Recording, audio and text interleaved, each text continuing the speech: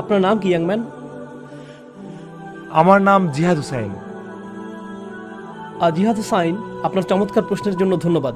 তো আমি শুরু করছি এই বলে যে এটা আলাদা দুইটি বিষয়, আর এই বিষয়টিতে আমি দ্বিমত পোষণ করছি যে সঙ্গীত এবং বাদ্যযন্ত্র আপনার হৃদয়ে থাকলে কোরআন আপনার হৃদয়ে প্রবেশ করবে না। আন্তরিকতা আছে এমন যে কোনো হৃদয়ে কোরআন প্রবেশ করবে, আর এমন কোনো বিষয় নেই যার সংস্পর্শে হয়তো আপনি এসেছেন যা আল্লাহর বাণীকে আপনার হৃদয়ে প্রভাব ফেলতে বাধা দিতে পারে। এখন কেন আপনি কোরআন দ্বারা আশানুরূপ প্রভাবিত হতে পারছেন না, তার কারণ হয়তো আপনার কোরআন অধ্যয়নের পদ্ধতিটির সাথে সম্পর্কিত। শুধুমাত্র অনুবাদ পাঠ না করে কোরআন অধ্যয়নের নিয়মানুগ পদ্ধতি অবলম্বনের চেষ্টা করতে পারেন। কারণ সত্যি বলতে, আমি যখন প্রথম কোরআনের অনুবাদ পড়ি, আমি বুঝতে পারছিলাম না কিভাবে এই গ্রন্থকে জীবনের সাথে মিলাবো।